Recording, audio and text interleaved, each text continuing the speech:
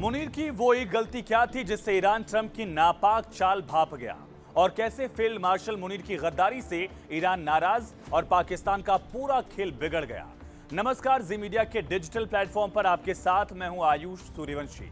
पूरी दुनिया ये देख रही थी कि इस्लामाबाद में पाकिस्तान की दलाली के बीच ईरान और अमेरिका बात कर रहे हैं, लेकिन ईरान ने पाकिस्तान की इस नापाक चाल को पहले ही कैसे डिकोड कर लिया। इसके पीछे थी 4 बड़ी वजहें।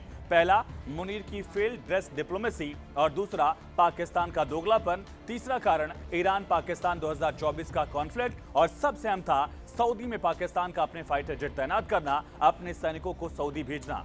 इन वजहों को समझते हैं। इसमें सबसे अहम है मुनीर की फेल्ड ड्रेस डिप्लोमेसी। दरअसल पाकिस्तान की चाल ईरान का डेलीगेशन पाकिस्तान की धरती पर पहला कदम रखते ही समझ गया था। याद करिए, जब ईरानी नेताओं और अमेरिकी डेलीगेशन के पहुंचने के साथ ही वहां स्वागत के लिए शहबाज शरीफ की बजाय सेना प्रमुख आसिम मुनीर मौजूद था। मुनीर, जो पाकिस्तान का असली पावर सेंटर है, उसने अपनी ताकत दिखाने के लिए एक बड़ी साजिश रची थी। ईरान के 71 सदस्यीय प्रतिनिधिमंडल का स्वागत करते समय Munir combat uniform camouflage dress में नजर आया, लेकिन कुछ ही घंटे बाद जब जेडी वेंस नूर खान एयरबेस पहुंचे तो मुनीर पूरी तरह सूट बूट में दिखाई दिया।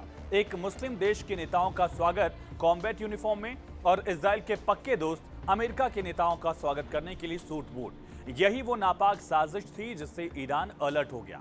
आर्मी के सीनियर ऑफिसर्स के मुताबिक एक सैन्य अधिकारी को विदेशी नेताओं का स्वागत करते समय यूनिफॉर्म में होना चाहिए, यही प्रोटोकॉल है। लेकिन मुनीर ये दिखाने की कोशिश कर रहा था कि अमेरिकियों के सामने वो एक डिप्लोमेट है और ईरान के सामने कॉम्बैट यूनिफॉर्म में एक सैनिक। क्योंकि इससे पहले भी जब मुनीर ने शहबाज के साथ अमेरिकी राष्ट्रपति डोनाल्ड ट्रंप से व्हाइट हाउस में मुलाकात की थी, तब भी वो सूट में ही नजर आया था, और इसे ही ड्रेस डिप्लोमेसी कहा गया। लेकिन इसके पीछे सिर्फ यही कारण नहीं है, इसके पीछे एक और संदेश छिपा हुआ था। ईरानी डेलीगेशन के सामने मुनीर ने कॉम्बैट ड्रेस पहनकर जानबूझकर एक मैसेज दिया था। हाल के वर्षों में ईरान और पाकिस्तान के बीच तनाव काफी बढ़ा था।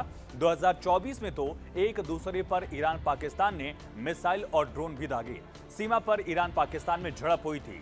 मुनीर ने औपचारिक सैन्य वर्दी नहीं पहनी, बल्कि कॉम्बैट ड्रेस पहनी, जिससे मकसद ये था कि ईरान के सामने अपनी सैन्य ताकत को यहां पाकिस्तान दिखा सके, मुनीर दिखा सके। 2024 में ईरान ने पाकिस्तान के बलूचिस्तान में ड्रोन और मिसाइल से हमले किए। निशाना था जैश अल अदल नाम का आतंकी संगठन। जवाब में पाकिस्तान ने भी ईरान के सिस्तान बलूचिस्तान प्रांत में कार्रवाई की। किसी तरह से चाइना के दखल के बाद तनाव कम जरूर हुआ, लेकिन पाकिस्तान ईरान में संबंध खराब रहे। और जब ईरानी डेलीगेशन तैयारी कर रहा था पाकिस्तान पहुंचने की, तब भी पाकिस्तान ने ईरान की पीठ में छुरा घोंपा। एक तरफ ईरानी नेता पाकिस्तान बातचीत करने की तैयारी कर रहे थे, पूरा ध्यान शांति वार्ता की तरफ था। पाकिस्तान ने इसका फायदा उठाकर सऊदी में अपने डिफेंस एग्रीमेंट की वजह से अपने सैनिकों और फाइटर जेट्स को तैनात कर लिया।